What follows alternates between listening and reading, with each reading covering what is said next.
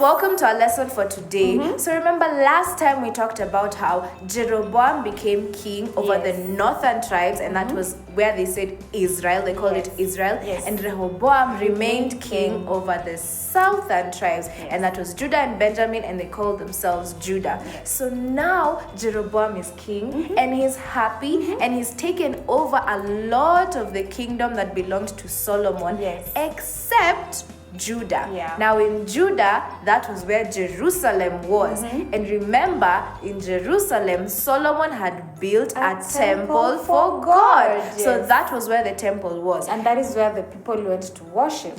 So every year, the people would go to the temple in Jerusalem in order for them to worship and celebrate God. But then Jeroboam started to think, and he thought, and he said, I have to stop my people from going to Jerusalem because that is where Rehoboam is king. And if they keep going, soon and very soon they will turn away from me, and they will turn back to Rehoboam. And because of this, he decided, here's what I'm going to do. So he ordered to have 2 bull calves made, and then he also had 2 shrines made, and one shrine was in Bethel and the other was in Dan. So now there were 2 shrines, and they were in his own kingdom. And then he went and he told the people, here are the gods that brought you out of Egypt. Here are the ones who brought you out of Egypt. So now he was telling the people, go and worship these idols, these golden calves. So that's what he said. He said, go worship these ones, or go worship these ones. So now the people no longer went to Jerusalem to worship God, but they went to Bethel, or they went to Dan to worship the idols that Jeroboam had made, because he made the people think, why do you have to go all the way to Jerusalem when we can worship here? Because these are the gods that brought us out of Egypt, so we can as well just worship in Bethel or in Dan. So the people turned away from God because of Jeroboam. So what they did is they started to worship idols, like the people who lived in the land, in their land before them, and they turned back to those ways, and they were cruel, and they were evil ways, and they even worshipped gods like Baal and all of these other gods that were there before. So now every year Jeroboam had set a date where there would be a celebration, and he himself would as the king offer sacrifices at the altars at Bethel. So when it was time for him to go and offer his sacrifice, he was going to Bethel to offer his sacrifice. Then God sent a prophet to come and speak to Jeroboam and to tell him to turn away from all of these evil things that he was doing, and all of these evil ways. And then God even said that there will be a sign. So the prophet said, this altar here will crack and will break, and will break into 2 pieces, and then the ashes on the altar will fall out and they will pour out. So when Jeroboam heard what this man was saying, he got really angry. But remember, he knew that this was a prophet from God, but he pointed at the man of God and he said, seize that man. And immediately when he pointed at the man of God, his hand remained frozen. It remained frozen, and it became paralyzed, and he couldn't take his hand back. He couldn't move it, and it was stuck. And at the same time that King Jeroboam's hand became paralyzed, the altar, you're paralyzed. The altar cracked into 2, and then the ashes on the altar poured out, just as the man of God had said. And then Jeroboam now is scared, and he's worrying because his hand is frozen and stuck. And so he looked at the prophet and he said, please pray to God, pray to your God, and tell him and ask him to restore my hand, to make my hand go back to normal. So the prophet prayed and asked God to restore Jeroboam's hand, and then he was able to move his hand, and he was able to move his hand. Restored. But even after all of this, after the altar broke, after the man of God warned him, even after all of this, and even his hand getting paralyzed, he still did not turn back to God. He still stayed in his evil ways, and he refused to turn away from them. Jeroboam still continued to worship the idol gods that he had created, and he did not obey the voice of God from the prophet of God that he should turn away from his evil ways. Even after his hand was frozen and restored, even after the altar that he wanted to sacrifice broke and cracked in 2 and split into 2, he still did not turn away from his evil ways. But But remember, children, we are the children of God, and we need to follow God's commandments. And remember, God said, you shall have no other gods beside me, and you shall not make graven images or worship idols. And this is what Jeroboam did. Jeroboam worshipped an idol. He created idols to worship, and he even turned the whole of the people of Israel together with him, and they turned him away. He turned them away from God. Yes. So that was a sin that Jeroboam had done, because God had placed him in the place of authority. And he was not even in the family of kings. God just took him from somewhere. He was a normal person. Yes. And God took him and made him a king. And gave him all of this power and gave him all of this control. And he gave him 10 tribes. 10 whole tribes. Yes. And now he was king over all of them. And God is the one who had done this. Yes. But he forgot. He forgot that it's God who had given him the kingship. It is God who had given him the 10 tribes. And then, because he feared that Rehoboam would take the people. Yes, he was so scared. He was so scared that if the people go and worship God, they will turn back to Rehoboam. And he forgot that God is the one who gave him these people and this kingdom. But he forgot all of this, and he turned the people away from God. Because of that fear, he sinned against God. Yes. So as children of God, number one, we should not break any commandment that God has given us.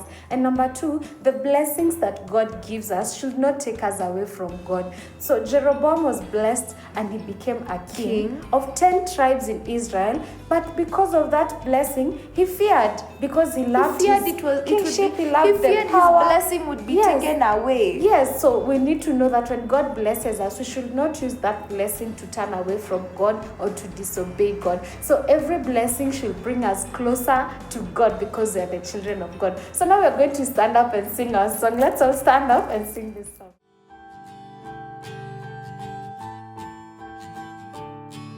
Okay, so we've just talked about how Jeroboam caused the people of Israel to turn away from God by building them idols. And God came and gave him all of these warnings and warned him again and again and again. And he still refused to listen to God and to listen to the warnings. And now he got into trouble because of that. So now we're going to sing a song that we've sung before, and it's about obedience. Because if Jeroboam had obeyed God when he showed him the first sign of the altar cracking, when he showed him the next sign of his hand freezing, he would have gotten better, and things would have gotten better in Israel. So everyone stand up and help us sing this song about obedience.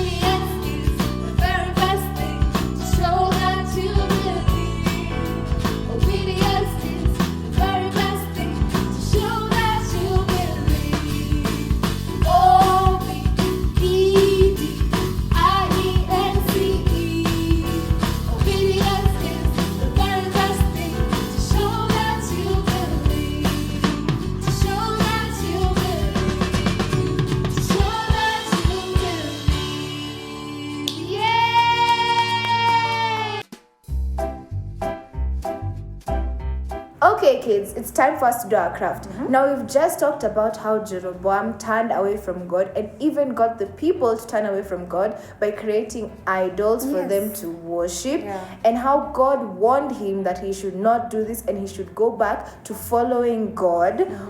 But instead, he didn't listen. And how God warned him is God froze. He sent a prophet, and the prophet said that the altar would crack in two and all the ashes would pour out. And when Jeroboam said, "Seize that man," his hand froze. And was paralyzed. Yes. So now that is what we're making today. We're going to create Jeroboam's paralyzed hand. And that is going to remind us that when God warns us about something, we should listen. Yeah. And that God warned Jeroboam Yes. from turning the people away from him. Yeah. Yes. Okay, so we have a hand. So Hand. what we did here is we took our hand and we placed it on top of a manila paper. Then we took Traced it out. a color and we traced out our hand. Then we cut out this traced hand Yeah.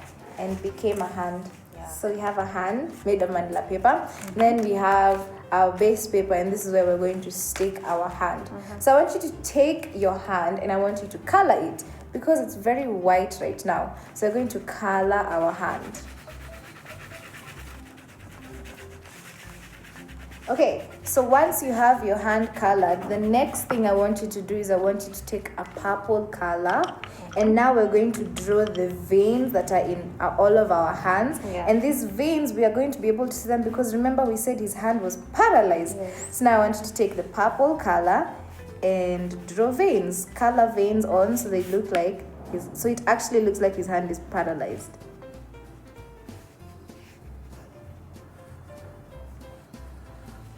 Okay, so now we have our veins and it looks like his hand was actually paralyzed because that's what happened to Jeroboam's hand. So now I want you to stick your hand, your paralyzed hand, and I want you to stick it on your paper. So we're using glue stick. You can use normal glue. You can even use a stapler to stick it on your paper. Make sure you stick it so that you don't lose it. Put glue all over and stick your hand.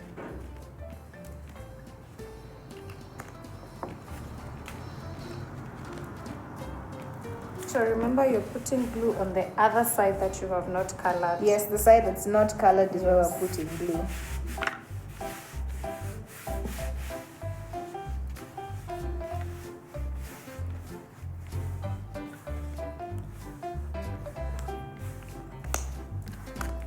Okay, there we go. Now we have our hand stuck. So now you have to write on your paper what it is that is happening here.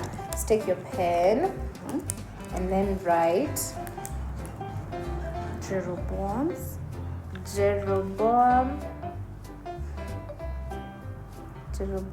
hand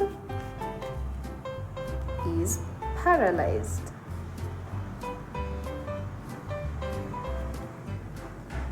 Jeroboam's hand is paralyzed. And remember, this happened because he had turned the people away from God. And he turned the people away from God because he was so scared that this blessing that God had given him, the whole 10 tribes and all this big kingdom that he's now ruling over, he was so scared that the people would now turn away from him and go back to Rehoboam.